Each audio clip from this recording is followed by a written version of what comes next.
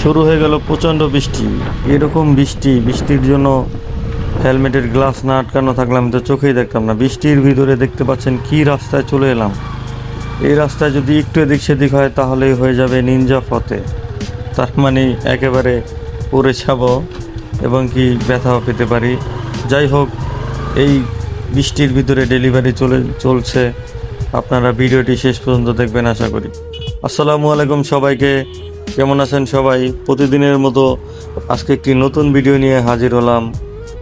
আমরা নাগেরপাড়া এক্সপ্রেস।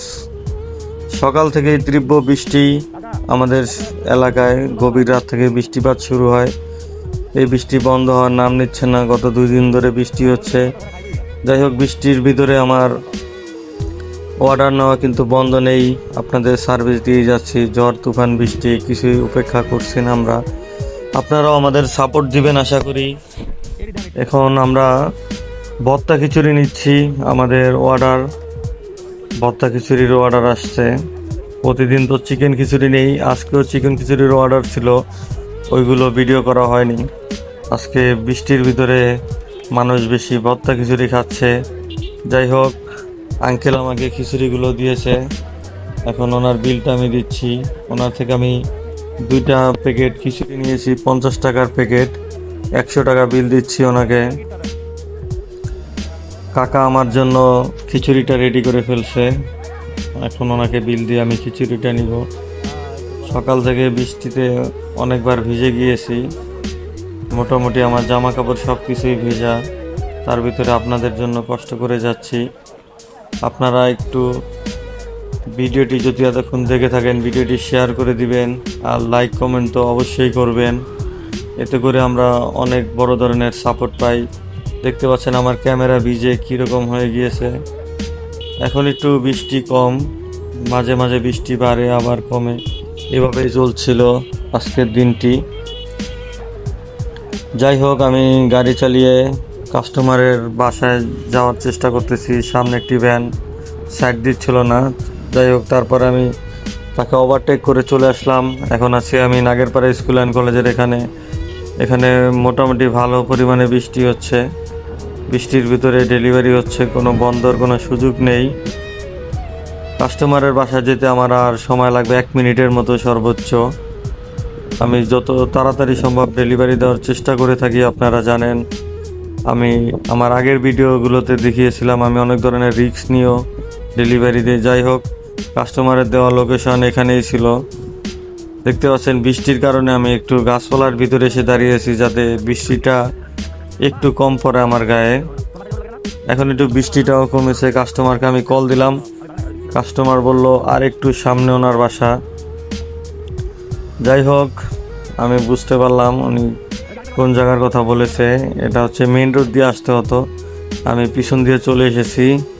যাই হোক, এখন গাড়িটি এখানে পার্কিং করে আমি কাস্টমারের হাতে প্রোডাক্টটি বুঝিয়ে দেব।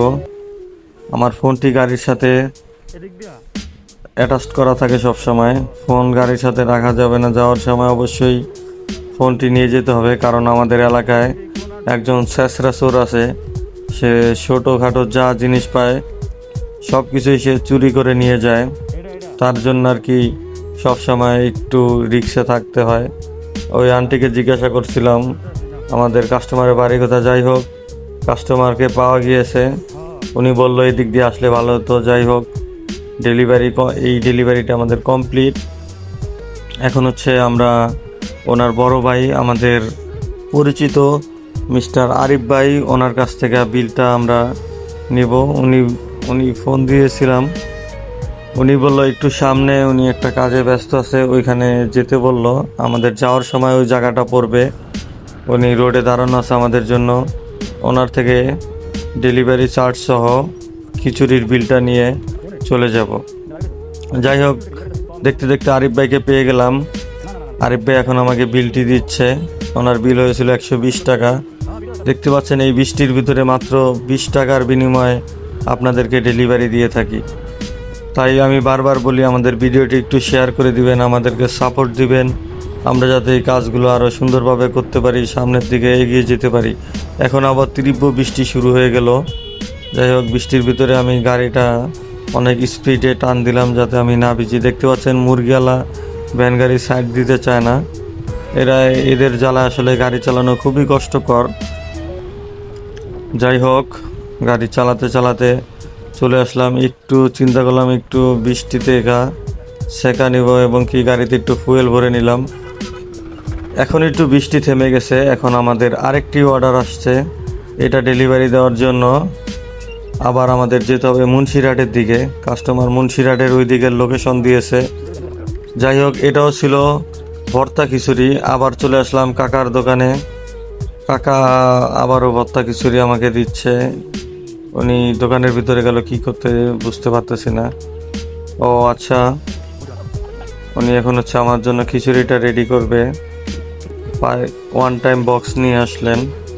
ওয়ান টাইম বক্স এখন আমাকে খিচুড়িটা দিবে। খিচুড়িটা দেওয়া শেষে খিচুড়িটা আমি আমার বাইকের সাথে অ্যাটাচ করে নেব। ভিডিওটা একটু ফাস্ট করে দিয়েছি। ফাস্ট করে না দিলে এই ভিডিও দেখতে আপনাদের ঘন্টার পর ঘন্টা লেগে যেত, কারণ বাজারে অনেক লেট হয়ে যায়। আবারও কাকাকে বিল দিলাম। এখন খিচুড়ি নিলাম আমি। প্রিয় দর্শক, দেখতে পেলেন আর একটু হলে ওই মোটরসাইকেল আর আমি একসাথে বাড়ি খেয়ে যেতাম। যদিও উনি রং সাইড দিয়ে এসেছে, আমি হচ্ছে বাম সাইড দিয়ে যাব, উনিও আমার বাম সাইড দিয়ে আসছে, ওটা ওনার ডাইন সাইড। যাই হোক, সামনে একটি পাটের গাড়ি, উনি তুক্কার টানা টানতেছে। এটা হচ্ছে টমটম। আমাদের এলাকার টমটম খুবই ফাস্ট চলে, এটা খুবই ফেমাস। দেখতে পাচ্ছেন বৃষ্টির কারণে গাছপালা সবুজ হয়ে একেবারে সবুজ শ্যামলা বাংলাদেশ হয়ে গিয়েছে। সব কিছু এত সুন্দর লাগছে সে দেখতে। তারপরও বৃষ্টির পানি আমি ভিজে যাচ্ছি, তাও খুব ভালো লাগতেছে। আপনাদের উপকারে আমি কাজ করে যেতেছি। আমার একটু কষ্ট হলে হোক, আপনার তো উপকার হচ্ছে, এটাই আমার সবচেয়ে বড় পাওয়া। 20-50 টাকার জন্য কাজ করি না, আসলে কাজ করি মানুষের উপকারের জন্য। আমি চাচ্ছি আমার এই নাগেরপাড়া এক্সপ্রেস একটি বড় পরিসরে বড় হয়ে যাক, সবার কাছে এটা পৌঁছে যাক, সবাই যাতে এটার সুফল উপভোগ করতে পারে। দেখতে পাচ্ছেন আমাদের মুন্সিরহাটের রাস্তা। এই রাস্তাটা অনেক সুন্দর। বিকালবেলা যখন ওয়েদার ক্লিয়ার থাকে তখন এই রোডটি খুবই ভালো লাগে দেখতে। এখানে অনেকে এসে ফটোগ্রাফি করে, কারণ এটা ফটোগ্রাফি করার মতোই একটি জায়গা। দেখতে দেখতে চলে এলাম মুন্সিরহাটে। এখানে আবার ইটের রাস্তা। আপনারা সবাই জানেন বৃষ্টি হলে ইটের রাস্তা সবচেয়ে ভয়ঙ্কর হয়ে যায়। যাই হোক, এখানকার রাস্তা তাও একটু ভালো ছিল, বাইক চালাতে তেমন কোনো অসুবিধা হচ্ছিল না।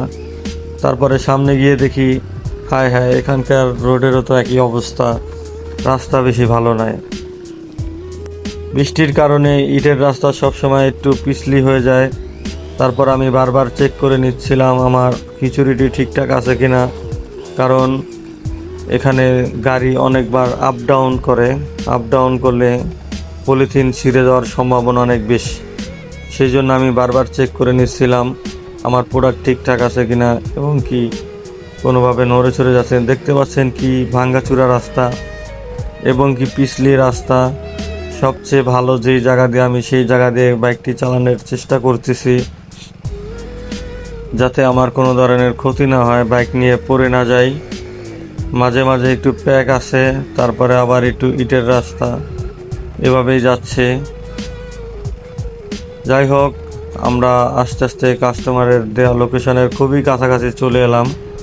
এখানে আবার প্যাক, তারপরে আবার একটু ইটের রাস্তা। এখানে একটু এদিক সেদিক হলেই গাড়ি নিয়ে ফকাস হয়ে যাব। এখানে আমি খুবই কেয়ারফুলি গাড়িটি ড্রাইভ করলাম। এই যে মুন্সিরহাটের একটি ঐতিহ্যবাহী ব্রিজ। এই ব্রিজটি এক সাইডের কোনো কি বলে এটাকে, হাতল না কি বলবো, হাতল একটুও নাই, তাও ব্রিজটি মোটামুটি ভালোই লাগে। আবার এখানকার রাস্তাটা মনে হয় নতুন করা হয়েছে, ইটের রাস্তাটা। এই রাস্তাটা ভালো, এখানে নতুন ইট বসানো হয়েছে মনে হচ্ছে, পিছলে একটু কম।